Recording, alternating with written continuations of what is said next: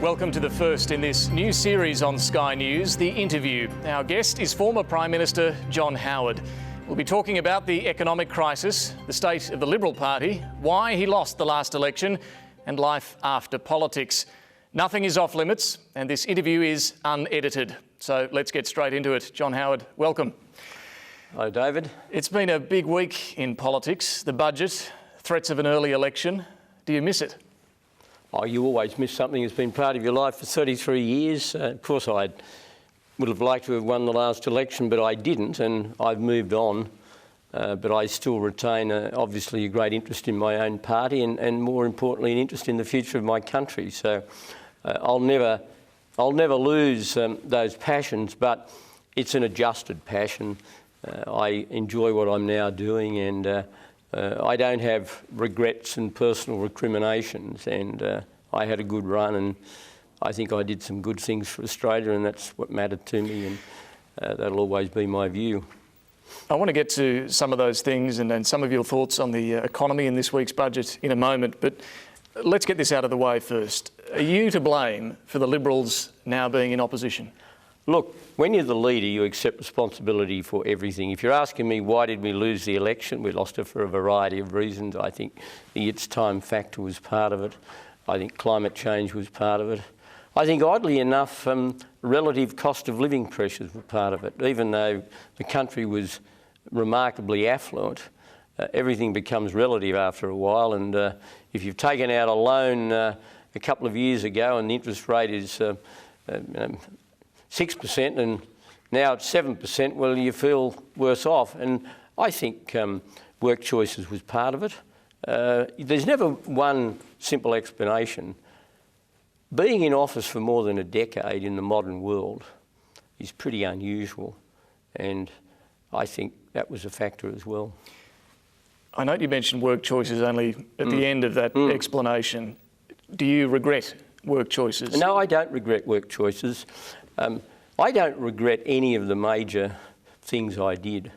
Work choices helped give us the lowest unemployment rate in 33 years. I don't think in my lifetime, and I hope to live a long time yet, I don't think we'll see unemployment return to the level it was when I ceased being Prime Minister. And we are paying very dearly as a country now for the government winding back those reforms, because what was good about work choices was that it accelerated the fall in unemployment. And I know at the margins there was a bit of a trade-off where some people ended up getting jobs they wouldn't have otherwise have got at perhaps lower levels of penalty rates or something than they would have wanted, but they got a job. And in the end, the greatest social dividend from good economic management is full employment. And the biggest challenge that the government now faces is stopping unemployment going too high. And they're now, by dismantling our industrial relations reforms, they are adding to unemployment. They are doing it deliberately as an act of choice. They are adding to unemployment by dismantling our industrial relations changes. The Liberals now, of course, say work choices is dead. Can you understand them running away from the policy? Well, look, I accept that when you go into opposition, you have to adopt in certain areas some different attitudes, and I'm not going to run a ruler over what the opposition is now doing as opposed to what I did. I don't think that's fair. What I will do, though, is I will defend and explain the things that I did as Prime Minister and point out where they were beneficial and remind the people on the occasions I do speak of the great condition in which the Australian economy was left when I ceased being Prime Minister.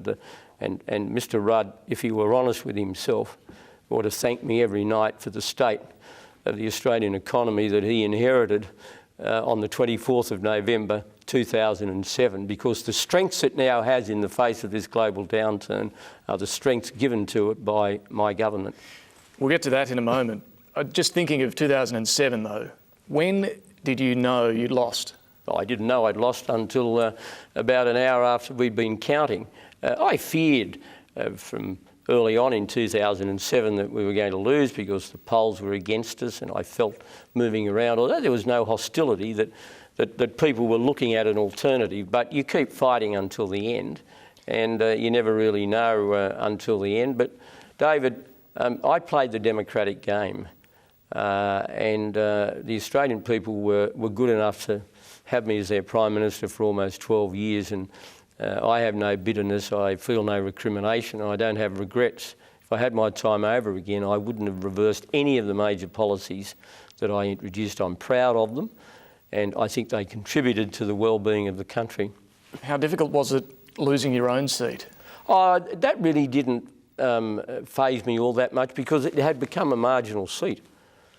I mean, Bennelong in 2007 was almost unrecognisable from the Bennelong of the early 1990s. I'd lost all of the blue ribbon bits through redistribution. So I always knew that if I won the election, I'd hold my seat. If I lost the election, I'd probably lose my seat. And if you actually look at the swing, my seat was right on the cusp of the swing. So it doesn't sound like a huge emotional attachment to the seat. You call it a marginal seat that was going to go. No, it's not a question of it. I mean, I was a realist. I mean, I loved representing the people, but I was a realist, and I knew that I was going to be in difficulty if there was a big enough swing. You mentioned the longevity as being a factor in your defeat. What about your own longevity as Prime Minister? Did you at any point seriously contemplate stepping down? Oh yes, I did in 2006. And the thing that really blew that off course was what followed from the so-called McLaughlin affair, and the reaction of the party was we don't know and we don't care what. This was the suggestion that I'd made a deal that I'd promised.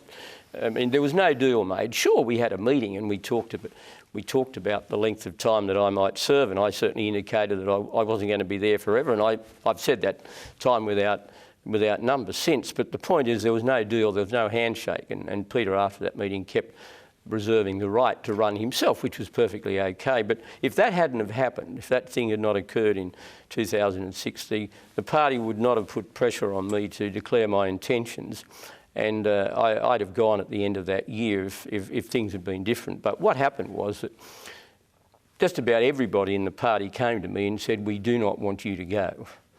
Even people who I knew had previously been wanting otherwise. They said, look, this is ridiculous, we want you to stay. So that was the situation in 2006. Was it poorly handled by Peter Costello? Oh, look, I don't. I just want to recite the facts as they concern to me, and I was contemplating it, and the reaction of the colleagues was, look, we don't know and we don't really care what happened 12, 13 years ago. We've won 4 elections since then. And you've been the person who's won them for us, and we want you to stay. Now, that's what they said then. I mean, whatever anybody might now say they said then, that's what they said then. If you then fast forward to September of 2007, a couple of months before the election, the APEC week, did you again contemplate stepping down? Yeah, what I said then very simply was that if you all publicly say to me, meaning Cabinet Ministers, you want me to go, well, I'll go. But I wasn't going to resign unilaterally because that would have looked as though I was running from a fight. It wouldn't have made any difference in my view. I mean, if there were to have been a transition, the time for it to have occurred was in 2006, and I've dealt with that. So why did you ask for their view? Well, because I thought our position was difficult, and I felt I owed it to them to do that. But they gave you their view? Well, no, they actually didn't. I mean, there's a whole lot of there are all sorts of versions of that, but I mean, what I made it clear was that if there were a public request to me from them to go, well, I would have. See, this is the key. You wanted them to publicly own the decision to roll you, and yet that would have put them in an impossible situation to knife their leader. Would have what I was saying was to them is that if all of my senior colleagues wanted me to go and were prepared to put their name to that, I would have gone. And why did they have to put their name to it? Well, because, I mean, I didn't think my going was going to improve our prospects. But if they thought it would and they were prepared to stand beside that request, I'd respect it. I don't think there's anything unusual about that at all. It does seem unusual, though, that you had made up your mind and yet you're asking them for their view. I don't think it was the least bit unusual. I think it's respecting the fact that if they had a strongly held view that they were prepared to stand behind, I ought to respect it.